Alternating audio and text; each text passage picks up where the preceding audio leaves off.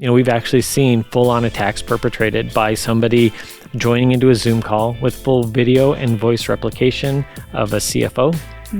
And basically, the threat actor was able to convince somebody in accounts payable to basically do a wire transfer of $60,000. Wow. All through completely deep-faked video and audio. So, yeah. If you're making technology decisions that impact people, budgets, and outcomes, you're in the right place.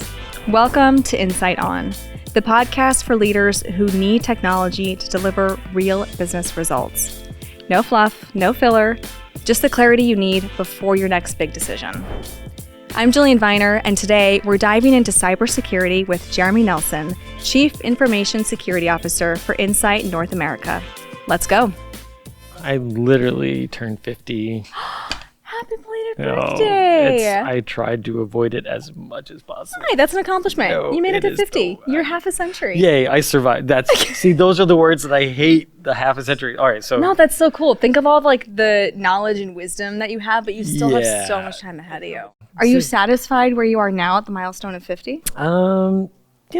There's always more, right? Yeah. You could always be doing more. So, I mean, look, I'm really happy with, when I look at my family in particular, when I look at, what my wife and I have accomplished, we're going on 30 years together. Oh. But, I look at that and I look that we've raised 4 incredible kids, gone through college. Some of them have gone off, gotten their own houses. They're good, productive members of society. Yeah. You're kind of a big deal now. And I'm you're alive. A CISO at a Fortune 500 company. Yeah, I focus less on that these days than I used to. So those mile markers have changed. Yeah, yep, pretty much. That's good. How was the first day of school? You know what? It was super fun. Super fun. I'm not afraid to cry, even though there's cameras running and I got a mic in my face. I cried. I literally cried. This is my last first day of school. You should have seen me when my first went. I kept it together really good during the move in and getting her ID and because we had a lot of logistical stuff to work out. Yeah. So I was busy. I was occupied. And then we came, she was moved in. I did a whole IT setup. I'm not even going to get into that. And gave her a hug. We were saying goodbye. And it just hit me. All of a sudden, all the stuff I'd been procrastinating and putting off with all the busy work, it just hit me. And I was just bawling. Just a total And my basket wife case. is just get it together, man. Get it together. She's because now my daughter starts crying because she sees me upset. And I mean, it cascaded. It was bad. It was really, really, really bad. And I haven't gotten better.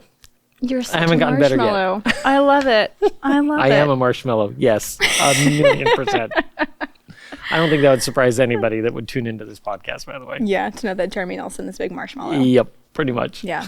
Heading up our security defenses. Yeah, exactly. But you know what? It's because I care about people. It's funny because you think about that. How does that actually tie in? At the end of the day, I want people to be happy. I want people to be safe. I want people to be protected. And so it doesn't actually make sense because you're usually hardened, grizzled security guys. But no, I'm pretty soft. And it must have been hard for you to be on the security defense teams when you get that panicked phone call from a client. It's emotional every time. Even though it's a client I've never met before, you've never engaged, but yeah, it's an initial emotional reaction. But it's I'm at the one thing that I am quite proud of is that my fight or flight is definitely fight in those types of situations where that's it, right? My responsibility is to help them pull them out of some of their darkest days.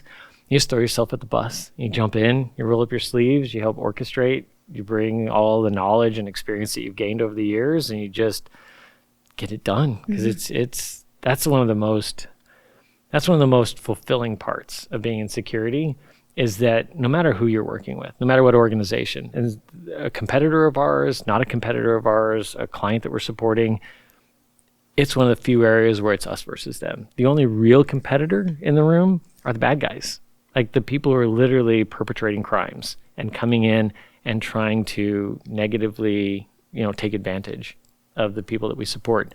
And I think that's the most fulfilling part is no matter who I work with, yes, there's going to be some business competitive elements to it, but we're all on the same side at the end of the day.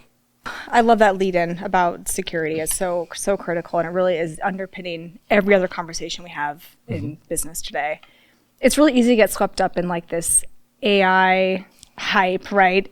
I mean, it's hard to talk about anything. If I asked you, what is the number one question clients ask you today, it's going to be something about It's AI. It's right? AI. Yep.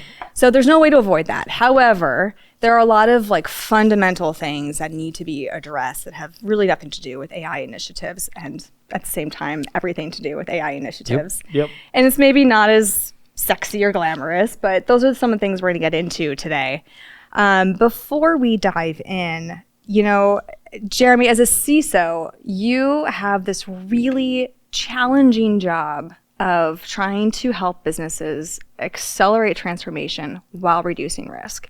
That's probably been part of your job since the beginning, but do you feel like that's even more so?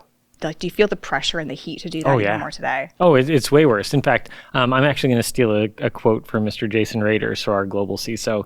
And because one of the things that I think we get painted with the brush of as a security team is that we're the office of no. Yeah, right. You're the barrier. We are the reason why you can't do something that you want to do that you feel is going to either take your business to the next level. You're going to be able to service your customers in new and unique ways, right? Like there's all these different things. But we come in, and I've even said these words before. Is that it wasn't necessarily in the security context, but it translates. I used to be in network and network architecture, and I was operating this environment for an organization, and they would come up and like, man, all these issues, network. And I said, my network would run perfectly if we didn't have all these users and stupid applications running on it. 100% uptime. Honesty. Right? Yeah. Exactly. But it's the same thing with security, right? The way that we can ensure perfect security is by not doing anything. Right? Like we have our data and it's all completely closed off. No one can access it. We don't let anyone in or out. We don't interface with anybody that isn't, so it's this perfectly secure environment, but it's also not functional. And so we can't be the office of no. But it's hard, right? Because you internalize that and you're like, well, that's my responsibility, is to make sure that we are perfectly secure and to manage risk. It's just like we talked a little bit earlier about raising kids, right? You can't protect them perfectly, because at some point the way that they learn is by going out into the world, engaging with other people, and sometimes they are going to get hurt. Sometimes they're going to have to expose themselves to risk, but that's how they grow. That's how they develop. That's how they become the next best version of themselves. And it's the same thing with the businesses that we support, is that we can't make them perfectly secure. We need to do the best that we can to create policies to help keep them protected from the worst possible mistakes, but also giving the autonomy to go out and experiment, to do new things, to kind of push the boundaries and find new ways of doing business that inevitably helps all of us get better. We're going to talk a lot about that a little bit later on. As you reflect back on cybersecurity defenses, what's the biggest shift or change that you see to cybersecurity before this great emergence of AI compared to today? Has anything changed? Oh, dramatically. So I kind of look at it in three different phases, if you will. And the first two have a similarity. They have a commonality in the way that we approach security. So if you go back, we talked a little bit earlier how I've been in the IT industry for a very long time. We started off where we would build these data centers, right? Like they were the physical locations that we had complete control over, badged access, biometrics going in and out of them. That's where all the servers sat. That's where all the data sat. But really the only way in and out of them was if we willfully added a connection to a public network like the internet. Now that became an essential, right? It became a necessity in order to be able to conduct business. But what we were able to do is we were able to put these, security appliances at that perimeter. We were able to identify what is the perimeter, what is safe and what is not safe. And so we kind of built this external, this exterior security perimeter around our IT environments. And so it's kind of like this very outside in type of an approach. Well, we saw that get highly fractured when we saw the eminence of the cloud, and organizations adopted and really started moving more applications and workloads and data out into these various different cloud environments. And so we still had to figure out, okay, now I don't have this nice, tightly controlled little space that I own every aspect of. And now we've got all these different entry points. And so having to figure out, once again, how do we build that nice, hard, protective security exterior to our IT environments? But it was still the very same type of an approach. It was still very much outside in. And really what we're starting to see now is with the onset of AI is it's the exact opposite. Is that as we look to innovate, as we look to enable our workforce, It's really all about data and data assets, and the ability that this new tooling and these new IT capabilities that we present to them have the ability of now taking that data and sending it outward, right? And so now what we have to do is we have to bring that same type of rigor that we put around the perimeters of our IT environments and bring that all the way into the juicy center of the data, and making sure that we've got those same types of policies and controls to ensure that we don't inadvertently start spreading out our intellectual property and valuable assets to people who shouldn't have access to it. So very, very different shift in mindset in the way. Now, that doesn't mean we don't continue to invest in that perimeter, that exterior, right? But we can't think about external in. We have to think internal out. So your philosophy or the way you're looking at security now has changed from an outside in perspective to an inside out, this kind of oversharing, speaking of kids. That sounds pretty dangerous. I mean, I'm thinking about how easy it is for kids or even adults to overshare things. Oh, yeah.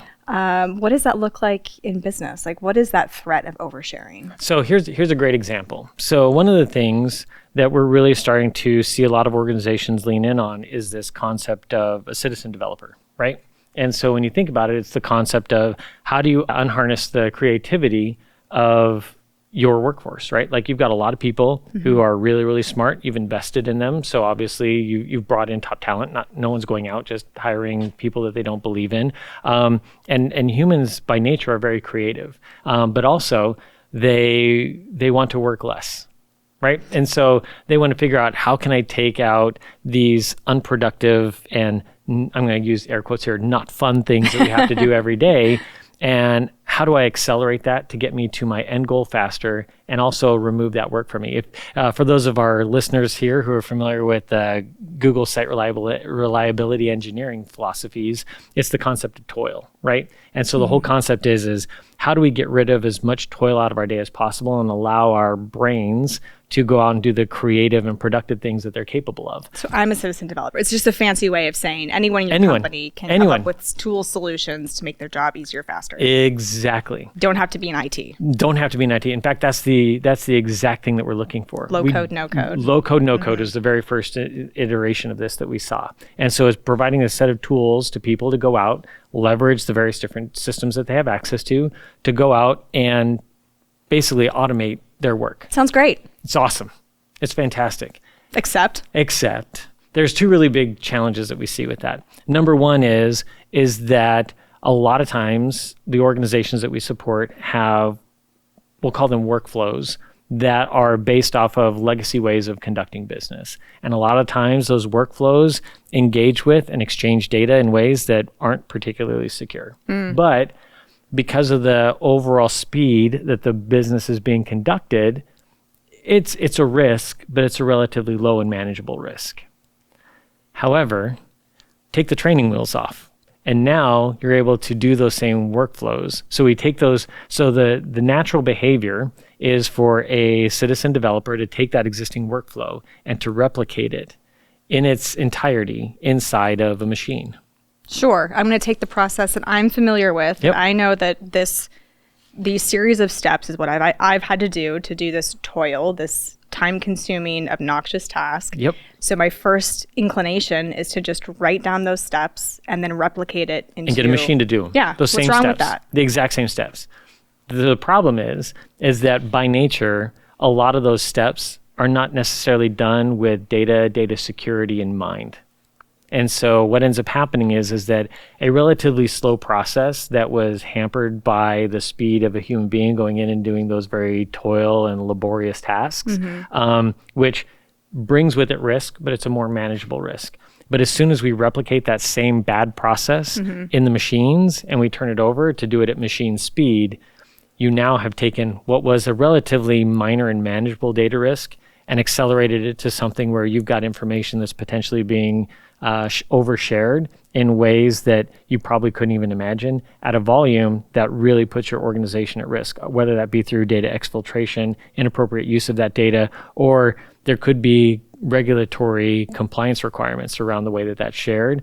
And the machines might be able to share that in a pace that kind of puts you in a situation where you're now liable and you're in violation of your compliance requirements. Can you give me an example? Because I'm having a hard time thinking through, like, what is something that if a human's already doing it, how does it then become dangerous if we had let a machine do it? Yeah, so it really comes down a lot to volume, right, is really what it is. So if you think about, I'll just use an example that I've come across in the past where there was an organization that focused around retail. And one of the ways that they would engage with disputes that would come in from a customer would be highly through email. Right. So email was their primary form of communication. Really secure. Really secure. One of the most secure transports on the planet. Air quotes. Exactly. Sarcasm. Yeah. And if we can kind of peel that back a little bit, like why is email so insecure, right? So email, it's just text being transmitted from one server to another server. There are ways to encrypt it. So there's one way to secure it in flight. But at the end of the day, it's just going to an inbox that's basically just a storage repository that somebody can go in, download, and then once it's downloaded, you have zero control over where it goes, how it gets consumed, who uses it, right, who sees it. So there's just this very stark lack of accountability on what happens with that data once you've hit that send button. Maybe even put in the wrong email address. I mean, think about how simple that is. Yeah. That happens to each of us every single day. And now potentially sensitive information is landing in the wrong location. And the retailer is using this to conduct business with customer data. 100%. And so a lot of it is, right? So it came from a place where, and I am going a little bit back in the Wayback Machine for this, by the way. This is early in the PCI days where we were going through and we were requiring digital systems to scrub, right, to mask credit card data. And so the only way that they were able to potentially process a refund for a unintended purchase was to actually collect full credit card data from the client. And so now we have full credit card information that's being transmitted through email, right? Now, these were relatively low volume cases, things of that nature, because, an individual customer support representative could only address so many concerns a day. There were only so many that actually needed to have that information exchanged. And so it was relatively managed. And it was all done based off of the decision-making of the individual on the customer service desk. Now you build that into some type of a programmatic approach where it is completely automated by a system. And a lot of those same decision-making, maybe don't get properly coded in because they don't necessarily think about it because they're just going step A, step B, step C, step D, step E, resolution, right? And they're just following it through and not applying any of the other logic components that they would think about before they would initiate a certain step. So now what you've got is you've got a machine that has the capability of going through thousands of requests as opposed to a human being that's going to go through maybe 5 requests. And they're going to be able to do it without necessarily some of the decision-making built in. And so now you've got thousands of credit card information that's being either gathered or transmitted in a way that's not at all secure. So you've got 2 issues. You got, number one, a bad process, right? So the process that interfaced and exchanged information of a potentially sensitive nature over email was really just replicated in a machine. So we took a bad process, bad workflow, and bad overall base tool set and built it into an automated workflow. The other piece is that there's the data security component of that. So when we talk about that inside out type of an approach, it really comes down to how do you properly classify, how do you properly govern and tag data so that even these automated processes don't have the capability of transmitting in this insecure fashion, and then building controls to detect when it does go outside the boundaries of your policy to capture that and to remediate it as much in line as possible. It sounds a little complicated, and kind of what I'm hearing from you is, first of all, the approach of like these bad practices. I'm sure we're all guilty of having a bad workflow, bad process. I haven't found a company that I work with that doesn't have them. So what's the first step then? If you recognize that, our business has this process that is draining time and resources, we see potential ROI if we can find a way to automate it. What's the first step to make sure that you're doing it the right way? Yep. So the first thing so there's a couple of different ways that we go about that. So there's the concept of, openly acknowledge that you want to do citizen development, and you create a citizen development framework, right? So that framework both standardizes on tools, best practices, but also really encourages innovation, right? To not necessarily just take, okay, here are the steps that I do and then build them into a tool. To actually think about what's an optimal way for me to accomplish this. And if I were to turn this over to a machine to execute on my behalf, like what does that look like, right? So number one, just kind of creating that. There's a cultural element, an organizational change management piece, if you will. The other piece is having a data loss prevention program, like going through creating data governance strategies, building out policies that help you both classify what is considered sensitive data to your organization, and then building the tools that's able to identify that both at rest as well as in flight. And being able to capture that alert off of it. And what's interesting there is that it's not even necessarily completely always blocking it, but identifying like, okay, we're doing this. This seems like a bad behavior, because some of it might fall into a gray area. It's not easily like black and white, right? Like this probably isn't a great thing for us to do. Let's go back. Let's have a conversation with the business. Let's understand the workflow that's associated with why we're transmitting this, right? Or storing it. And let's figure out like, is that appropriate? If it is, if it isn't, and then we go through and we kind of build, we will look for optimal ways to address that, right? To whether that is, we just continue to alert on it. Because, another great example could be, we share client address information, which kind of falls underneath the classification of PII. But if you do it on a one-off basis, it's maybe not so bad, right? But maybe our process is that we alert off of it.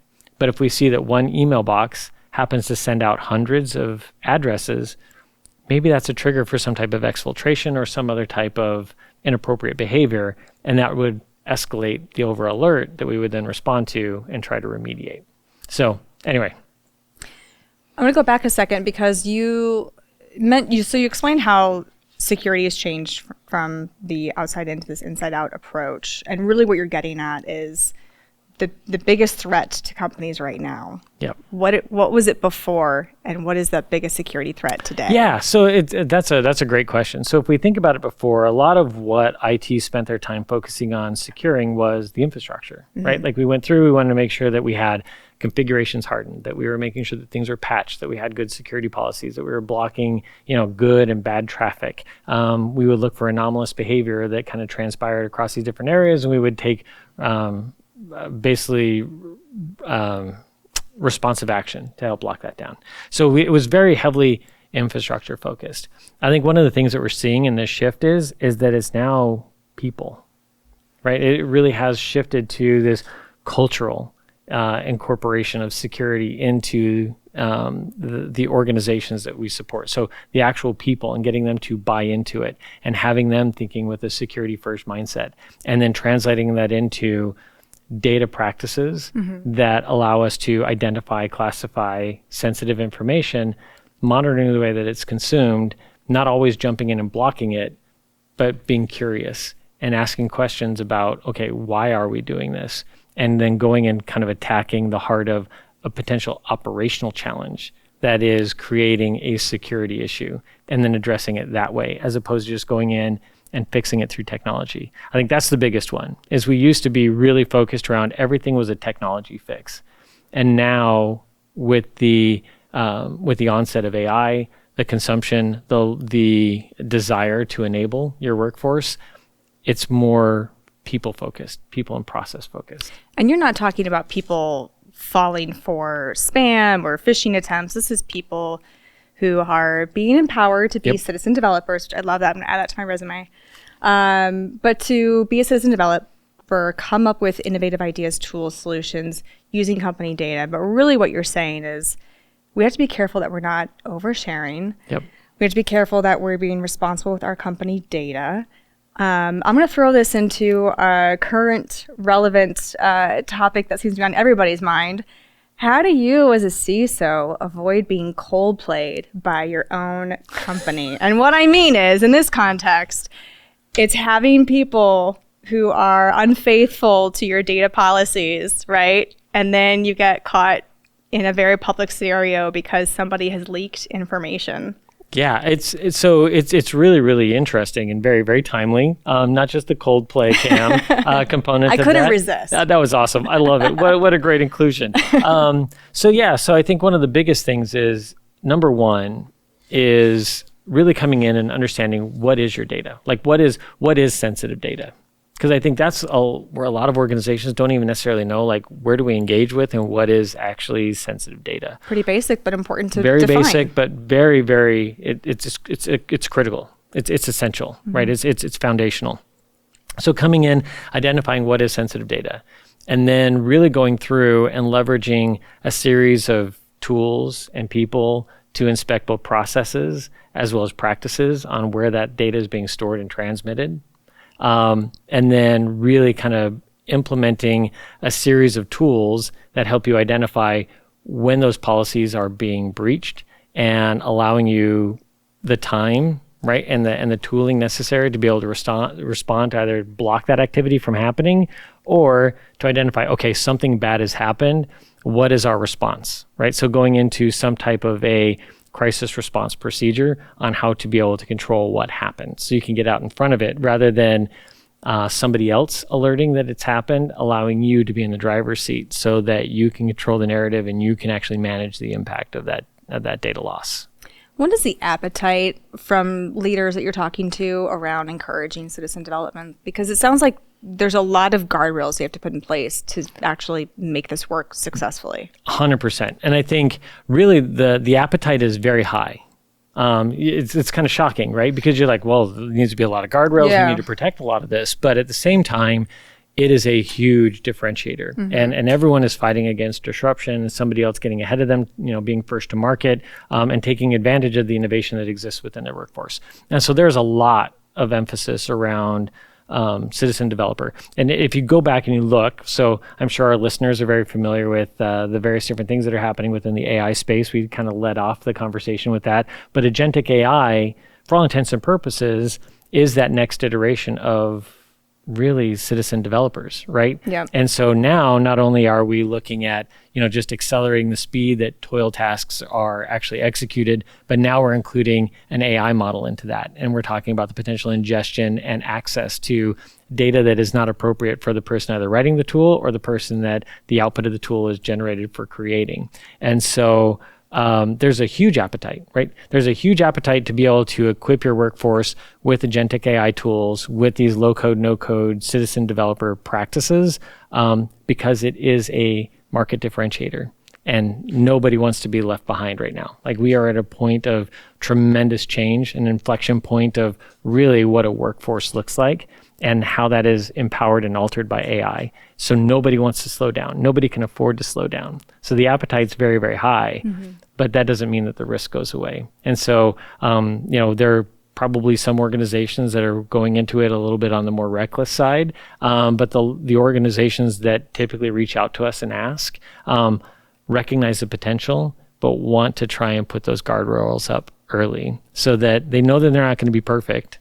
They know there's going to be some gaps, but at least they've got a structure that they can continue to build off of as this really complex citizen developer program takes off. Yeah, that makes sense. I mean, when generative AI really started kind of coming across organizations, they started to adopt different generative AI tools. I think it quickly became apparent that this was not going to be a top-down approach. It really has been successful bottom-up with like individuals, because we're the ones that are doing the toil. Yeah. So we understand where those pain points are. And if you start small and then go big, that's really where you start to see the ROI build up.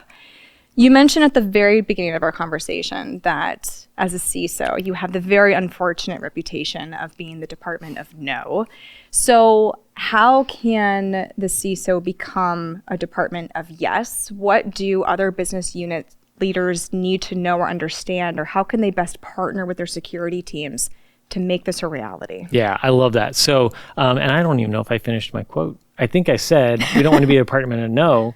The finishing, like the second half of it is, be the office of know-how. And I think that's really important. I think that actually answers your question, right? Is at the end of the day, we don't want to come in and just say no. We want to say, like, we want to support you, but here's how you do it. We want to help provide guidance. We want to help provide that safe framework that allows you to kind of take advantage of these technologies in a way that doesn't expose any of us to risk. And so I think the number one thing is just recognizing that we're all in this together, right? As a CISO, I have the same objective that we'll call it the director of infrastructure has, right? At the end of the day, and by the way, that's the exact same mission that the director of customer service has. That's the same director of product management has. We want to see the company grow. We want to be able to support the core initiatives that service our clients, that create the best product possible, and allow us to meet our financial obligations, whoever those financial obligations happen to be to.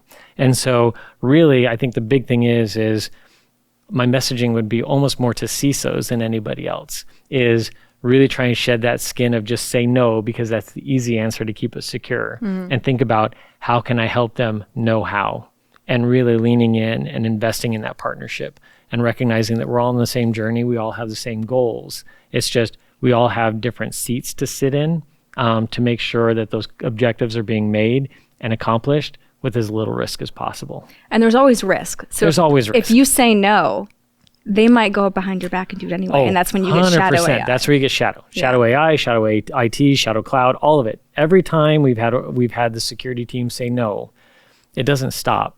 It just gets done in a less secure fashion. No, you can't say no. Yeah, exactly. So say no how. Let me show you how. I like that. That's a great approach. Yeah. You mentioned earlier too some like bad behaviors. I'm curious, are there some low-hanging fruit or like really often overlooked measures that organizations should go look at right now? And the thing that comes to mind right now is file sharing, the defaults on file sharing. Yep. So that's a good one. So we didn't even kind of dig into that one a little bit, but obviously when we start getting into AI, one of the powerful aspects of AI is the fact that it can go out and access a wide variety of different data sets that you individually have access to. One of the things that we've noticed as we partner with organizations who are kind of on their unique AI journeys is we go in and we look at, hey, what are your data practices? And how do you govern who has access to what data sets across the entirety of your organization? And one of the things that we have found is that, again, it comes back to people don't want toil. The more steps that you require somebody to do, the more likely they are going to shortcut those. And so we see that in file sharing. The most natural behavior when somebody goes out to try and share a document or a file or data amongst their organization is the button that they click is to share with the entire organization. That way, no barriers. Yeah. When it gets sent to the other side, they don't have to worry about, oh, it doesn't work. Can you try this again? Right? Like they just know it's going to work. And what's the risk?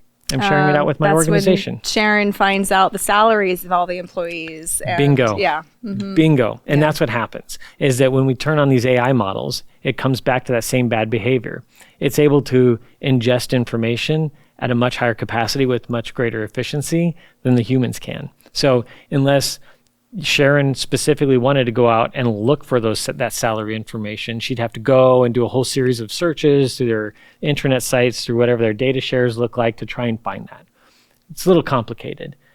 AI is doing that at rapid speed, right? At AI speed. It's ingesting all that data because that's really, it's a big data pump, right? And so it's going to go out and find everything that you can because it wants to draw those correlations to give you the best prompt, the best response to your prompt, right?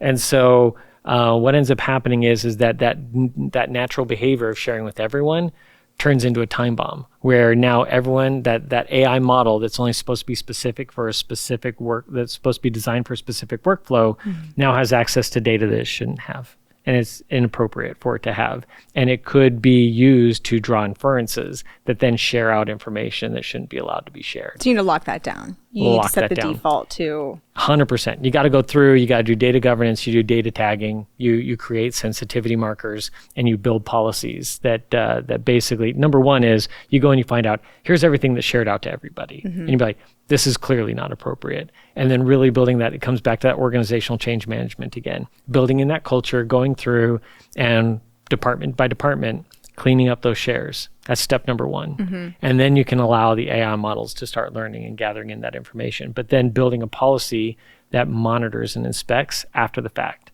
to make sure that those policies are being adhered to. Jeremy, I'm going to ask you kind of a mean question because you say policy, and I know that that's obviously a requirement. It's important to have, but you know, when you send out an email, please read this new AI policy. Like, how do you effectively make sure that people are this is kind of fun. that? This is really actually kind of an interesting one. I was just having this conversation earlier today with some members of my team because we talk about like a policy document. You go, And that is we're going to come back to just how ineffective email is as a communication platform, right? Yeah. So we send out these big documents, or it's a link to like a hosted version. 15-page PDF. Massive document, multiple, like it's like reading a contract, right? It's very confusing. Not necessarily everyone's going to be able to consume that. And so traditionally, like the fix to that is we'll have like compliance training videos where you go through and it'll have some fun little scenarios and things of that nature. And even that though, you find that because of the length and the cadence of the material being presented, it doesn't always sink in because people tune it out, they multitask, they'll kind of come back to it.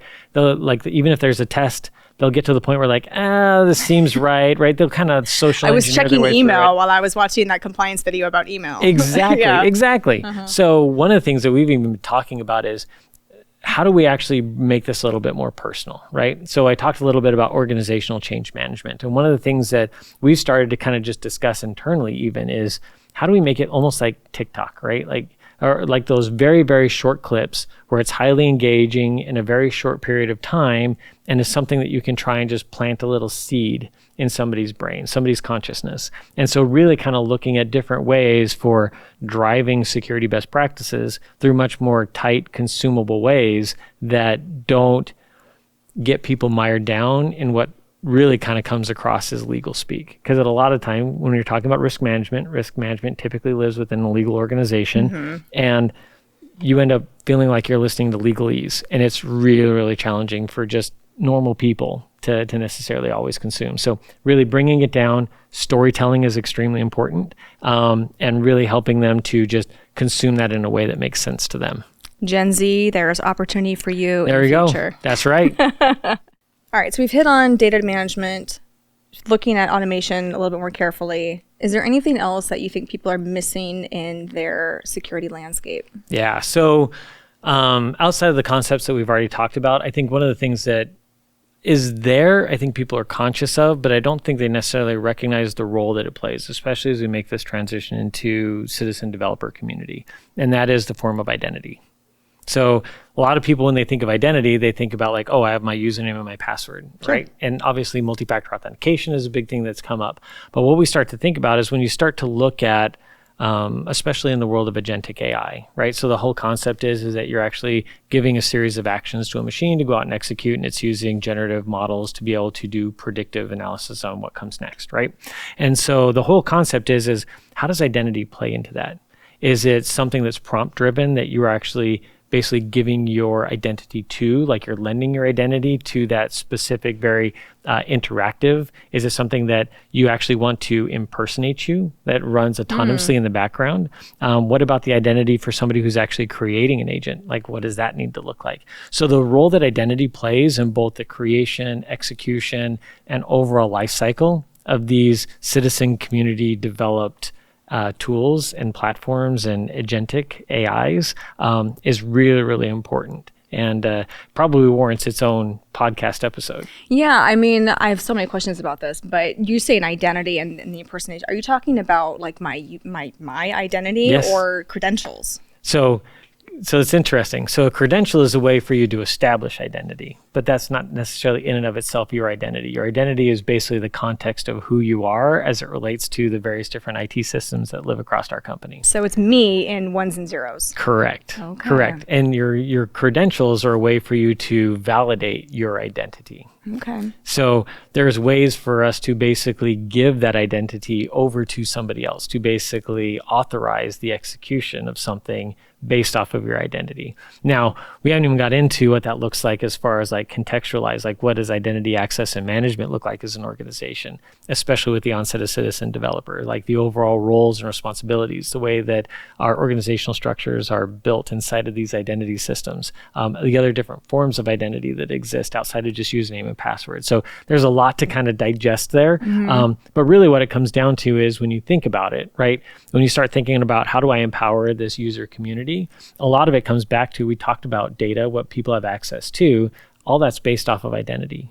How do you build a robust identity strategy that looks at all the different ways that you want to leverage agentic AI in your organization and empower it to do the thing that it needs to understand what those identities look like? How do you box those And how do you make sure that they don't go outside the constraints of that box? Yeah, I mean, my head is going down a Black Mirror rabbit hole where I'm imagining that I'm like on a 2-week vacation cruise, right? And my agentic version of myself is like answering my team's IMs and chiming in on meetings. Exactly. Yeah, this is a plausible future. 100% is. So you have to find a way to Absolutely. make that. Yeah. I'm actually not actually here. You're talking to my agentic. Oh my gosh, this is the best agentic AI I've ever encountered. Very advanced. So you have to find a way to build boxes around that, build some structure, some constraints. And really, what's the valuable use case there? And there's also, it comes in, I know we've talked a lot about this, but there's also the risk management component. Like, always. How much are you willing to lean in? How much risk are you willing to take by granting these types of identities to these agentic AIs? Yeah, I don't want to derail this too much, but voice cloning comes up a lot. Oh boy. And I just kind of scratch my head when I log into particular applications, maybe financial applications that ask me if I want to set up voice as my password. Yep. I just very easily spoofed these days. I mean, the sheer fact that, we've actually seen full-on attacks perpetrated by somebody joining into a Zoom call with full video and voice replication of a CFO. And basically the threat actor was able to convince somebody in accounts payable to basically do a wire transfer of $60,000. Wow. All through completely deep faked video and audio. So yeah.